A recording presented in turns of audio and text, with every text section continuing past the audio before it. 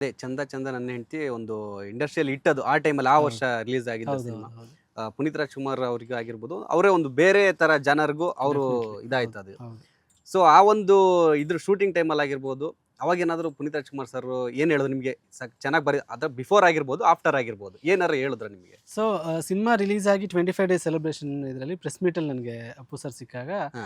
ಆವಾಗ ನನಗೆ ಬೆಂತಟ್ಬಿಟ್ಟು ಚೆನ್ನಾಗಿ ಬರ್ದಿದ್ದೀರಾ ಅಂತ ಹೇಳಿ, ಇಷ್ಟು ಯಂಗ್ ಏಜಲ್ಲಿ ನೀವು ಒಳ್ಳೆ ಟ್ರೆಂಡಿ ಸಾಂಗ್ ಬರ್ದಿದ್ದೀರಾ ಅಂತ ಹೇಳಿ ಹ್ಮ್. ಬೆಂತಟ್ಟಿದ್ರು. ಸೊ ಅದೇ ನನಗೆ ತುಂಬ ಒಂದು ದೊಡ್ಡ ಕಾಂಪ್ಲಿಮೆಂಟ್ ಅನಿಸ್ತು ಅಪ್ಪು ಸರ್ ಕಡೆಯಿಂದ ಬಂದಿದ್ದು. ಹ್ಮ್ ಹ್ಮ್ ಹ್ಮ್.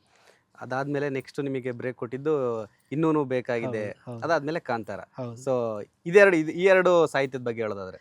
ಸೊ ಇನ್ನೂನು ಬೇಕಾಗಿದೆ ಹೆಂಗೆ ಅಂದರೆ ಚಂದ ಚಂದ ಆದಮೇಲೆ ನಿಮ್ಗೆ ಯಾವಾಗಲೂ ಒಂದು ದೊಡ್ಡ ಸಕ್ಸಸ್ ಆ್ಯಸ್ ಅ ಲಿರಿಸಿಸ್ಟ್ ನನಗೆ ಸಿಕ್ಕಾಗ ಹ್ಮ್. ನಾನೇನು ಅನ್ಕೋತೀನಿ, ಎವ್ರಿಡೇ ನನಗೊಂದು ಸಾಂಗ್ ಬರೆಯೋದಕ್ಕಿರುತ್ತೆ, ಅವಕಾಶಗಳಿರುತ್ತೆ ಅನ್ನೋ ಒಂದು ಇದಿರುತ್ತೆ, ನಮ್ಗೆ ಆಸೆ ಇರುತ್ತೆ ಆ ಥರ. ಹೌದು. ಬಟ್ ಅದು ಆ ಥರ ಆಗಲಿಲ್ಲ. ನಾನು ಅದಾದಮೇಲೂ ತುಂಬ ಸ್ಟ್ರಗಲ್ ಮಾಡಬೇಕಾಯ್ತು, ಗ್ಯಾಪ್ ಆಯ್ತು, ತುಂಬ ಗ್ಯಾಪ್ ಆಯಿತು. 1.25 ವರ್ಷ ನನ್ನ ಸೆಕೆಂಡ್ ಸಾಂಗ್ ರಿಲೀಸ್ ಆಗಿದ್ದು. ಹ್ಮ್. ಬಟ್ ಆ ಗ್ಯಾಪಲ್ಲಿ ನನಗೆ ಎವ್ರಿಡೇ ನಾನು ಪ್ರಯತ್ನ ಪಡ್ತಾ ಇದ್ದೆ. ಪ್ರತಿದಿನ ನಾನು ಒಂದಿಷ್ಟು ಡೈರೆಕ್ಟರ್ಸ್ದು, ಮ್ಯೂಸಿಕ್ ಡೈರೆಕ್ಟರ್ಸ್ದು ನಂಬರ್ ತೊಗೊಳ್ಳೋದು, ಹ್ಮ್. ಅವ್ರಿಗೆ ಫೋನ್ ಮಾಡೋದು, ಹ್ಮ್. ಅವರಲ್ಲಿ ಒಂದು ಸ್ವಲ್ಪ ಜನ ಮೀಟ್ ಮಾಡೋಕೆ ಹೇಳೋರು, ಇಲ್ಲ ನಾನು ಹೇಳ್ತೀನಿ ಅಂತ ಹೇಳೋರು.